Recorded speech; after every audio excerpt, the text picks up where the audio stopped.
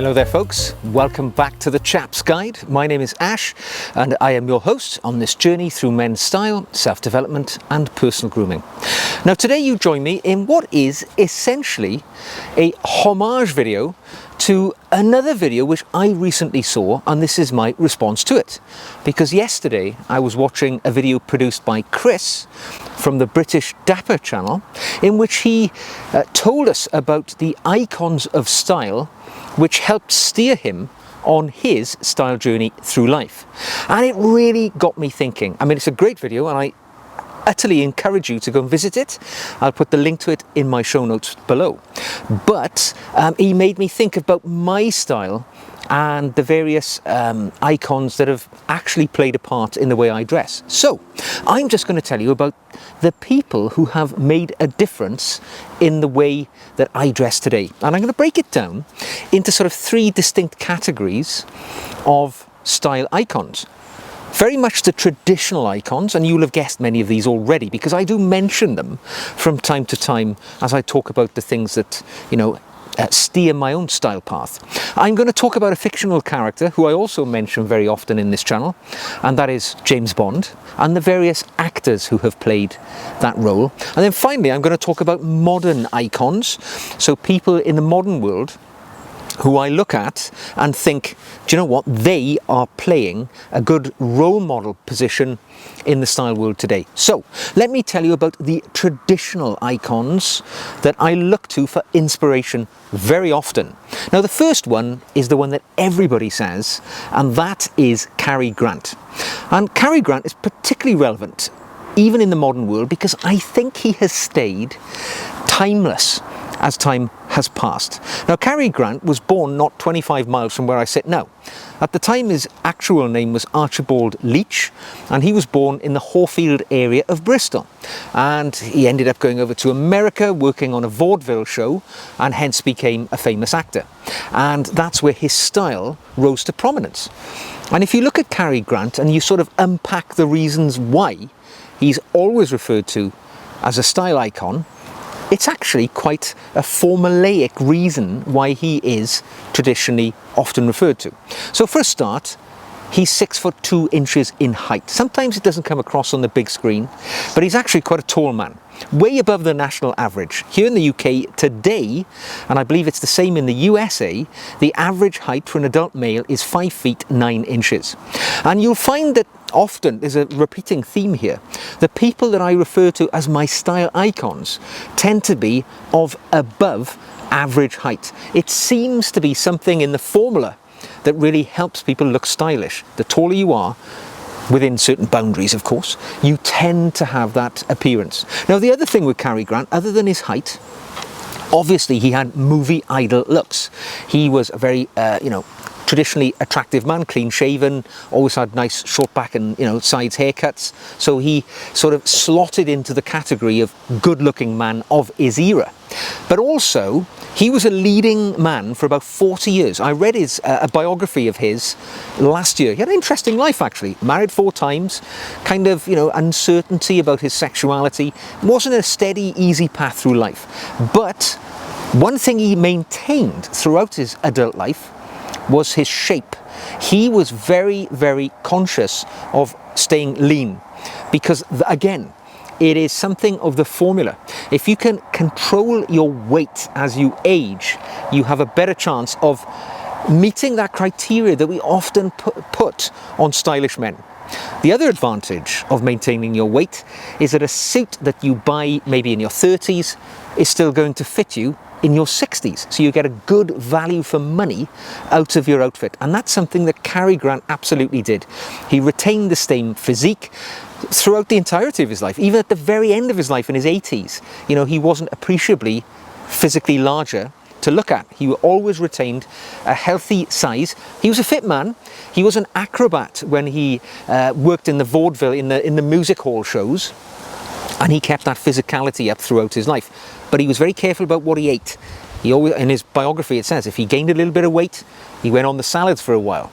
Even though they didn't understand nutrition in the way we do today, he knew what to cut back on, what to, amend to retain the physique that he was looking for. And in fact, he had so many suits, shirts and overcoats and the like, that he actually hired a storage unit specifically for the hundreds of garments that he had in rotation, and he would visit occasionally and draw them from there. But the thing which you will find with Cary Grant's outfits, and look him up on Pinterest, look at the images of him, and you imagine if you saw that image today, it would still look relevant and appropriate in the modern world, because he went for timeless style.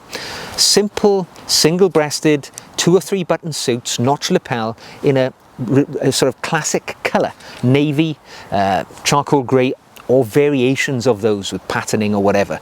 But all of those outfits, you take them from the 1950s or 60s, drop them into the 2020s, it's still going to look good. And that is the sign of timeless elegance. And Cary Grant absolutely nailed it. Now, another icon from that era who I often look to for inspiration, another British actor actually, and that's David Niven. I like David Niven's ideology because he was a military man, been a soldier before he went to Hollywood, and again shared many characteristics with Cary Grant. Although, he was 5'11". So I mentioned the heights so you can get some perspective of these icons that I'm talking about. So again, above average height. Worked as a movie idol, but when the Second World War commenced, came back to the UK, served in the army for the entirety of the war. So got a lot of credence around his service, attention to duty and things like that. But again, we saw David Niven dressing in the classic style. And as he aged, he was in his early 70s when he died of motor neurone disease. But in his later years, he still retained that elegance. You'd often see him wearing a blazer with his signature pencil moustache. Always looked the part, always collar and tie. Yet, when he was away from the camera, relaxing, he also knew how to be stylish in his, shall we call it, off-duty moments when nobody was watching. And that, I think, is the sign of a stylish man. Now, you could talk about others from that era, like Gregory Peck and any number of people, Frank Sinatra. They all knew how to dress well. But for me, Cary Grant, David Niven, they exemplified the style and the elegance of that era.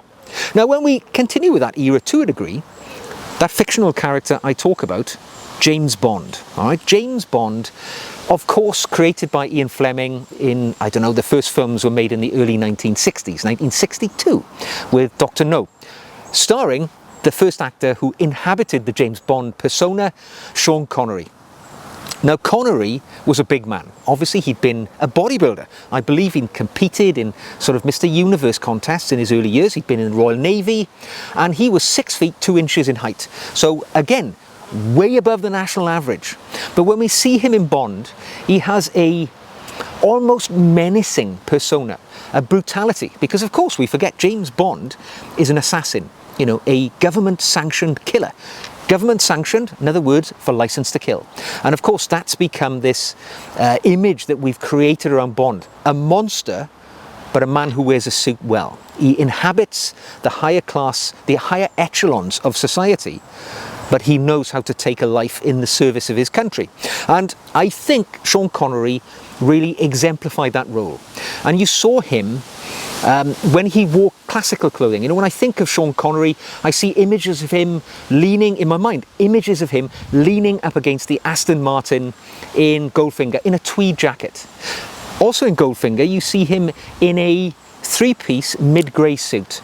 Absolutely, utterly stylish. White shirt, single colour tie, inhabits the role of that classic elegance. You take that grey suit today, drop it into London right now, and it's going to look entirely relevant for the modern era. Yet that was filmed in 1965. It goes to show investing in timeless elegance is an investment in the long-term health of your wardrobe. You're not buying into fashion, which is transitory and will pass shortly. Buying timeless style items like a blazer, something like that, it's always going to be relevant and appropriate for the world in which you inhabit. And certainly, Connery absolutely brought home the James Bond aesthetic for us. He was followed by Roger Moore. Well, actually, he was followed by George Lazenby. Only one movie he worked in. He was also 6'2" in height. He'd been a male model, so he was classically attractive, slender, that particular film, On Her Majesty's Secret Service, 1969, he absolutely brought home the look. You know, tweed suits, dinner jacket. He was lucky in the one film he was able to really demonstrate he knew how to dress well, or was dressed by people and looked good in those clothes. Then we see Roger Moore. Now, Roger Moore's term as Bond was challenging for him sartorially, because 70s and 80s was a time where there was a lot going on. There were flares on trousers. There were safari jackets. He had to wear quite a few of those in the Bond films. But still, Moore wore it with style. He was 6'1.5" in height, so again, a big tall man, slender. He'd been an army officer, so he knew how to dress well. And, you know, as you saw him aging after the Bond franchise, in which he retired in his late 50s, you saw him in his 70s and 80s, when he appeared on, you know, chat shows on TV, always looking, nice butterfly, always looking smart and elegant. Usually a blazer, shirt and tie, just the right level of sartorial elegance for the situation he found himself in. Then we saw the more modern era, you know, taking aside some of the other characters, but the one which really brings it home for me was Pierce Brosnan. Pierce Brosnan, now 70 years of age, hard to believe, but again, how tall is Pierce Brosnan? 6'1.25". A tall man again, a slender man. Now we see him, well, in the Bond era, he certainly veered more towards Italian chic in some of the clothing he wore. A little bit less Savile Row to a degree, but it brought it back into timeless elegance. And he knew how to dress well. Now he's aged outside the Bond franchise, and now we see him at 70, lean, good looking, a silver fox. You know, he's let his hair grey with sort of dignity, unlike some of these movie stars who dye their hair and it never looks right. Arnold Schwarzenegger, let me tell you that. But for sure, Pierce Brosnan is now the embodiment of how most people would love to look when they reach the age of 70. He's absolutely nailed it. And bringing it right up to date, or maybe not so, because he's not Bond anymore, Daniel Craig. The shortest of all the James Bonds, at only 5 feet 10 inches in height, and a totally different physique, more muscular, and again more of the brutal monster Bond, which we saw in Connery, I think, but dressed in a totally different way whilst in the movies, because they dressed him consciously. Obviously product placement, you know, deals were done in Tom Ford. So we see him veering away from Savile Row more into the more contemporary styles of very close-fitting clothing.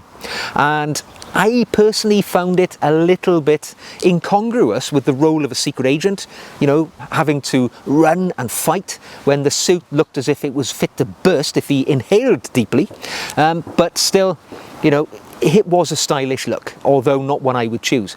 Now that Dan Craig has stepped outside the Bond franchise, he's still a stylish man. Today is Sunday, let me check my watch, Sunday the 16th of July. It's finals day of the Wimbledon tennis tournament. I was just watching the tennis at home, and there was a quick sort of, the camera focused on the Royal Box.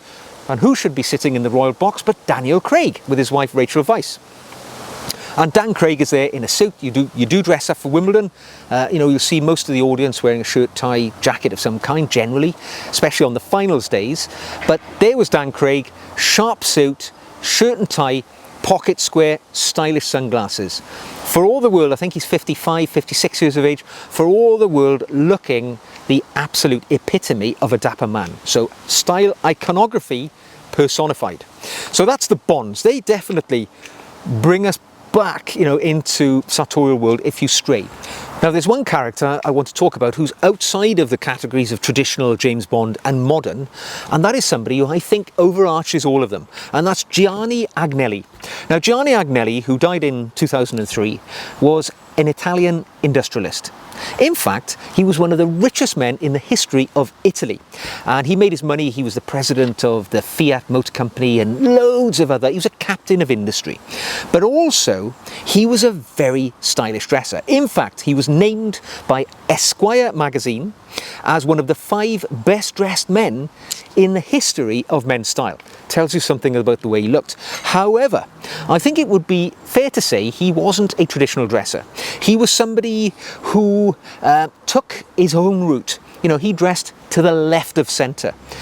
He was the sort of guy who the word sprezatura actually was written to describe, because he liked to be a little bit nonconformist, a little bit avant-garde. You know, he was well regarded or well renowned for wearing his wristwatch over the cuff of his shirt. Anything which drew attention and drew a little bit of style, something different to the ordinary. The Italian word sprezatura, in essence, it means making something simple look difficult, I believe, or making something difficult look simple. In other words, you're making your look seem as if it's nonchalant, but actually it's a carefully curated look that you're going for. And that's what he excelled in. So he showed that whilst you could wear traditional clothing, he was a little bit eccentric and he wore them just a little bit differently. And I think if you wear your clothing, whatever you're wearing, in just pure, ordinary, uniform fashion, it always runs the risk of being a little bit boring. There's always room for a bit of sprezatura, a bit of non-conformity in your outfit, even if it's just your pocket square, not being in a presidential fold, being in the chaos fold, as I call it, just stuffed into the pocket, very, uneven. That is my little nod to sprezatura in the outfit that I'm wearing. And Gianni Agnelli really exemplified that. And I often think of him when I do these little touches to my clothing. I'm going to finish off with the style icons who steer me, and that is the modern ones, the contemporary ones. Now, the obvious one, and I've made a video on it, is my king, King Charles III. He's a man who you've seen aging from, his childhood up to his mid-70s now, and he's always been sartorially elegant. He always wears pocket squares. He always wears, suits which are smart and elegant, lapel badges, boutonnieres. You look at a picture of King Charles from any point in his life, and he's always at the top end of being very stylish. He's graced the front cover of more magazines than I care to mention when it comes to men's style. However, he's the king. I'm not going to focus more than that. I'm going to focus on some people who are perhaps better known to some of us. There's one character, right? I'm going to talk about Tom Cruise. Tom Cruise, 5 feet 7 inches in height. People often refer to his height when they make reference to him in a sort of disparaging way. He's only slightly below the average height. However, his style evolution definitely has seen him come round into a contemporarily well-dressed man. Now, he's 61 or 62, I believe. He's kept himself in shape, right? That old adage, if you can keep that weight off, you're going to look better for longer. But recently, in the last few years, he spent a lot of time in the UK filming, and he's often popped up at, the finals of Wimbledon, various other events throughout the year.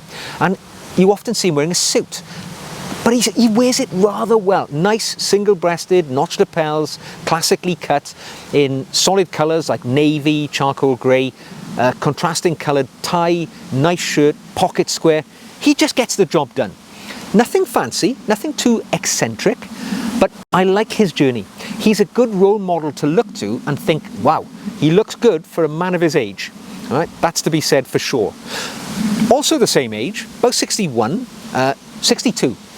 Stanley Tucci. Right? Now, Stanley Tucci, a well-regarded character actor, not quite the leading man, but he's certainly somebody who knows how to dress.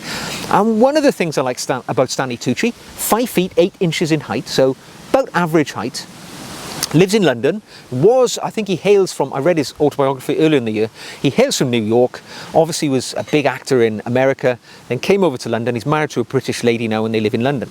And his style, he is somebody who knows how to dress well, because when you look at images of him, when he's well dressed, he knows how to execute a well put together ensemble of clothing. But he's the full package, is Stanley Tucci, because when you see him off duty, not expecting to be captured by the cameras, right? Not on the red carpet, not wearing the, the dinner jackets, or wearing the suits at a junket for a movie when they're promoting it. But when you see him walking around the streets, dressed in the way he dresses, ordinarily, he actually looks incredibly smart.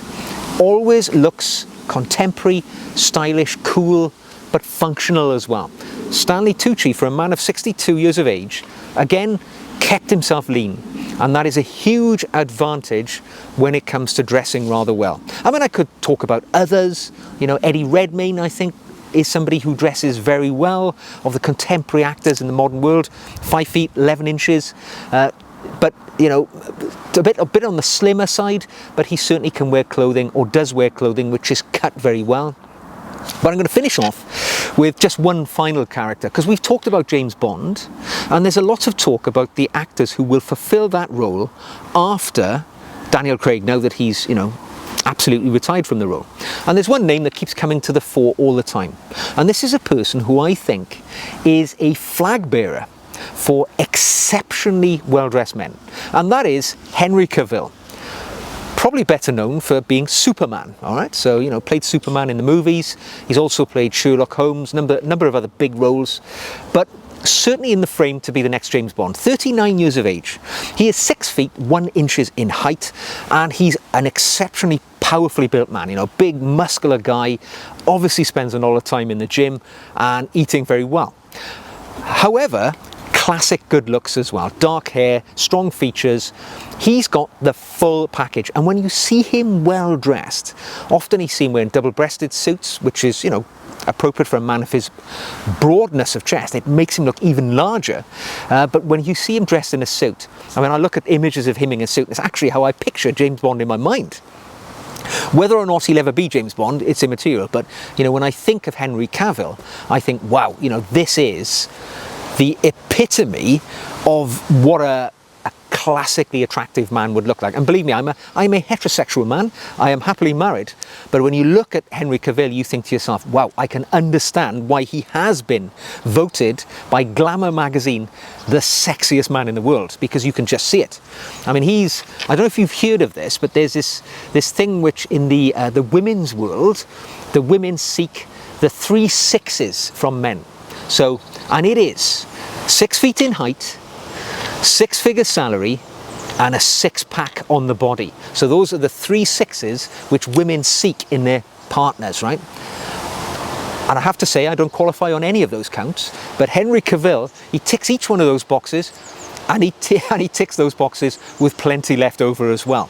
So, you know, that is who I would describe as somebody who knows how to be dressed well, how to put his clothes on, how to wear them well. Even when you see him walking around just wearing a suit, he's got that classic panther-like appearance. You know, there's that big, bristlingly muscular physique, but clothed in the suit, which kind of keeps it rather covert. Those incredible dark brooding looks. Of course, he's from Jersey, part of the United Kingdom. He's a British actor, so I'd love to see it if he took on the 007 mantle, because I think he just absolutely inhabits that role for me. So there we go. Those were my style icons. In response to Chris from over there on the British Dapper channel, really got me thinking when I watched his video, as again, I would encourage you to go and watch his, but made me really think about who's steered me on my path to Chap Nirvana. Who has steered you? Put it in the show notes below. Let me know who you think could have appeared on this list, but I may have left off. If you've enjoyed the video, give it a thumbs up. If you'd like to see more, don't forget to subscribe. You can support the channel by becoming either a patron and get extra videos every week from me, as well as a good old dialogue going over there on my patrons page, or you can just buy me a coffee, and you'll find the information on how to get involved with that in the show notes below. So, until the next time, take care. Tell me about your style icons, and I will see you again very soon.